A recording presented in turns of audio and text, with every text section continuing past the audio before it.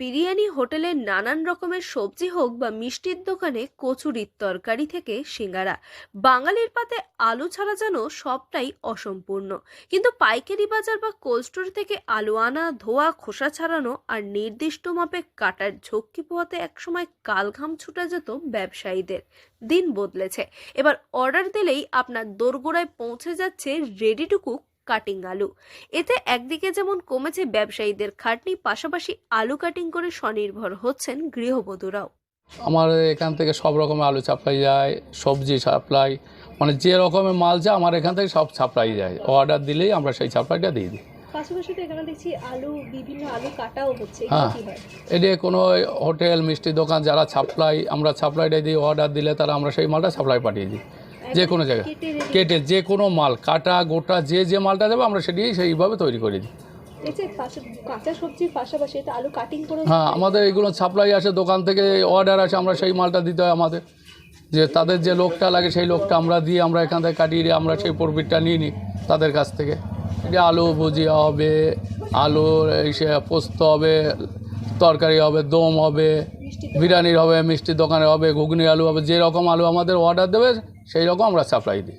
প্রত্যেক কাটিং এর উপরেও কি দাম নির্ভর করে? হ্যাঁ, কাটিং তো এসে আলাদা রেটে হবে, আর কাটিংয়ের দাম বেশি পড়বে।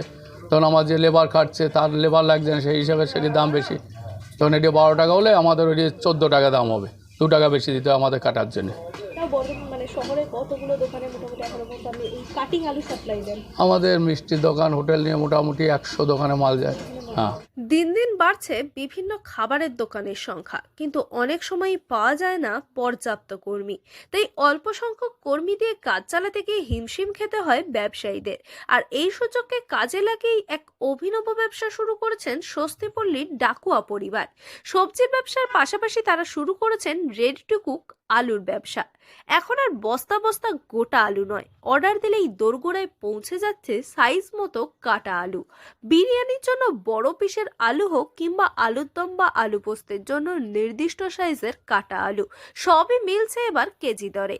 বর্তমানে এখান থেকেই বর্ধমানের একাধিক নামি দামি দোকানে পৌঁছে যাচ্ছে এই কাটা আলু। আর এই আলু কাটার কাজ করছেন একদল গৃহবধূ। ঘরের কাজের ফাঁকে আলু কাটার এই কাজকে তারা বানিয়ে নিয়েছেন উপার্জনের হাতিয়ার। স্বনির্ভরতার এক নতুন দিশা খুঁজে পেয়েছেন এলাকার সাধারণ নারীরা। এই কাজ করছি 15 বছর ধরে। এখানে আপনার বিরিয়ানি আলু কাটা হয়, পোস্তর আলু কাটা হয়, তারপরে ছোট পোস্ত কাটা হয়, ভাজির আলু কাটা হয়। এখান থেকে এসে টাউনে যায়, দোকানে দোকানে যায়। হ্যাঁ, আমরা প্রায় 10-12 জন কাজ করি। হ্যাঁ, আমরা সংসার সামলে, বাড়িতে সামলে এখানে কাজ করি। তো আপনার ওই 8টায় লাগি, 5টার দিকে ছাড়ে।